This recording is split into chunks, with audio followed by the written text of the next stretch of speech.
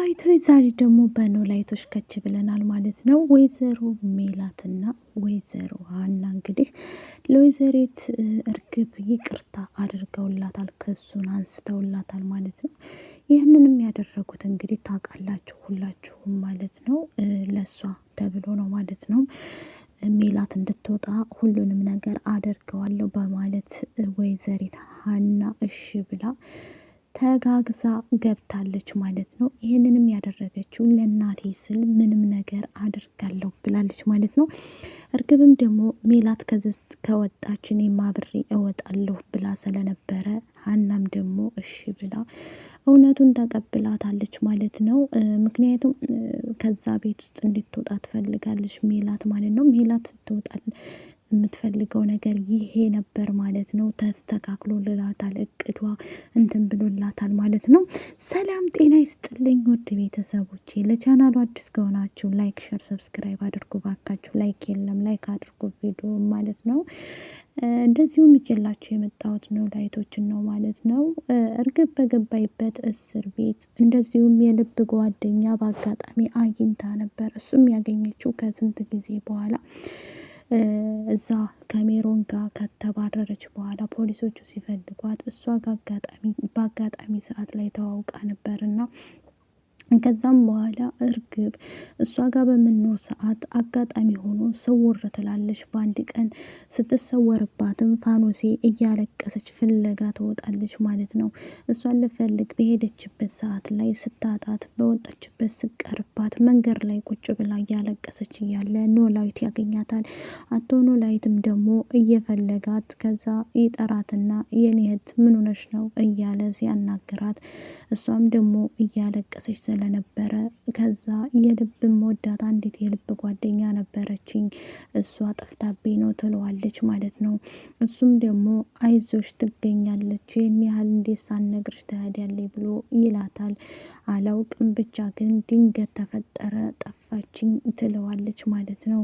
በዛ ሰዓት ላይ እንግዲህ በጠፋችበት እስካሁን ድረስ አልተመለሰችም ብላ እየፈለገች ያለ አንድ ቀን ላይ መገኘቷን ትሰማና ከዛ ፖሊስ ጣቢያ እንዴት ታሰረችባት ትሄዳለች።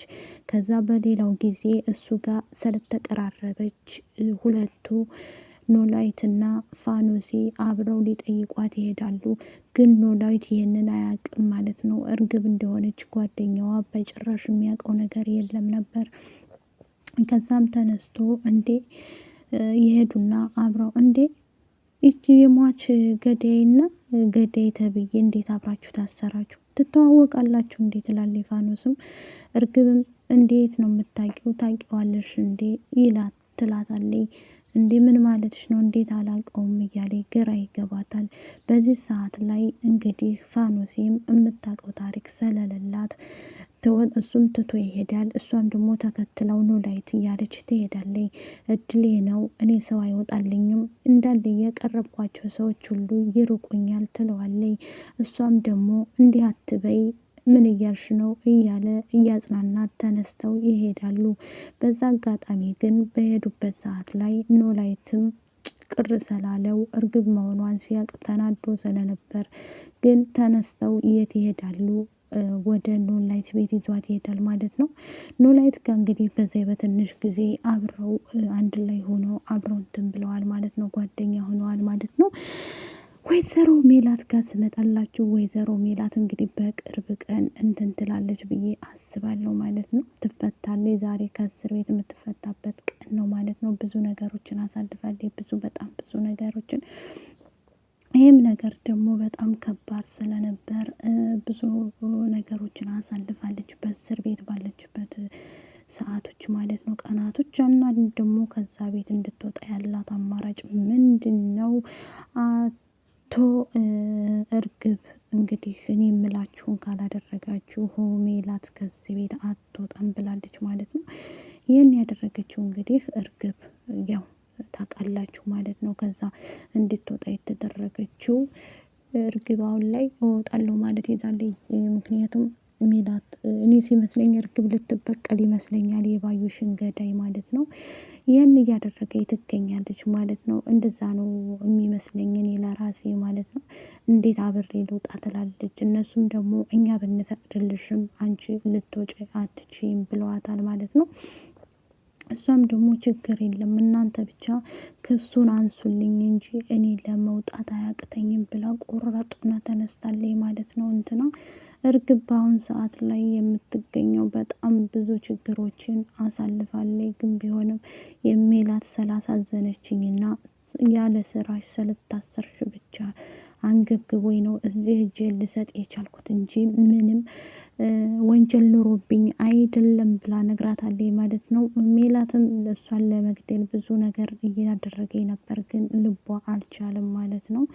እናትም ስለሆነች ልትችል አልቻለችም ማለት ነው። በዛ ላይ ደግሞ ታውቃላችሁ እርግብን የምትመክራትና ያበላሸቻትም ወይዘሪት እንትና ነበረች በጊዜው ያቺ ባዩሽ ስለነበረች። አሁን ላይ ደግሞ ባዩሽ የለችም፣ እርግብ ብቻዋን ያለችው ማንም እንደሌላት ይሄን ሁሉም ሰው ጠንቅቆ ያውቃል። ሀናም ሄዳ እንግዲህ ይቅር አድርጋላታለች ማለት ነው። ይህን ያደረገችላትም ለወይዘሪት ሜላት ስትል ለእናቴ ስል ምንም ነገር አደርጋለሁ የፈለግሽውን ነገር ጠይቂ ስላለቻት እሷም ደግሞ እሺ ብላ የፈለገችውን እንግዲህ ለማድረግ ዝግጁ ሆናለች። ለሜላት ስል ነው ይሄንን እናቴ እዚህ እስር ቤት ስላሳዘነችኝ ነው ትላለች። ወደ ቅዱስ ትመጣላችሁ። ቅዱስ እንግዲህ የሚወደው ወይዘሪት ፂን ነበረ። ፂ ደግሞ አሁን ላይ ያለችበት ሁኔታ ሁላችሁም ታውቁታላችሁ ማለት ነው። ይቺ የተረገመች ማለት ነው። ያው ኢሳን ትወዳለች፣ ቅዱስን ደግሞ አትወደውም። እንደ ተላላኪ ያለ አይደል ሹፌሯ በሉት በቃ እሱ ሄድ እዚህ ይሄንን አምጣ ስትለው እሺ ይሄን ሀና ጋር እንደዚህ ሄደህ ወሬ ታመጣልኛለህ ስትለው እሱም ደግሞ እሺ ብሎ እንግዲህ ወሬ እየነገራት ይገኛል። እያንዳንዱ ነገር እሱ የምትለውን ነገር ሁሉ እያመጣ የሚሰጣት መረጃ ማን ነው? ራሱ ቅዱስ ነው ማለት ነው። ቅዱስ እንግዲህ እስካሁን ድረስ ታውቃላችሁ መቼስ ወሬ እየለቀመ ሴታ ሴት ማለት ነው። በነገራችን ላይ እሷን ብትሆን አትወደውም፣ የምትወደው ኢዛን ስለሆነ ኢዛም ደግሞ አልፈልግሽም እባክሽን ከህይወታችን ውጭልን ለኔና ለእሷ ስትይ ብሏታል ማለት ነው።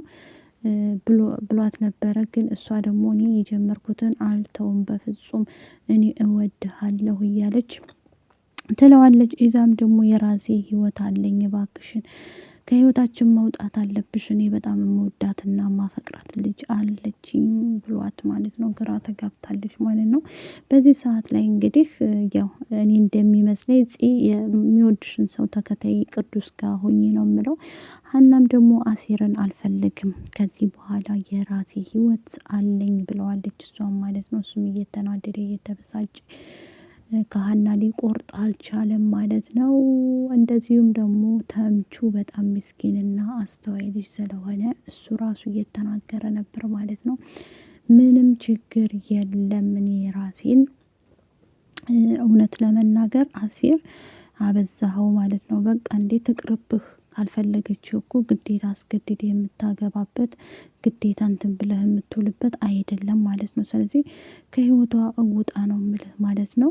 የራስህን ህይወት ኑር። ተምቹ እንዳለህም እውነቱን ነው። ወይም ደግሞ አንተ መናገር ከፈለክ ቆራጥ ሰው መሆን አለብህ ማለት ነው። ቆርጠህ መናገር አለብህ።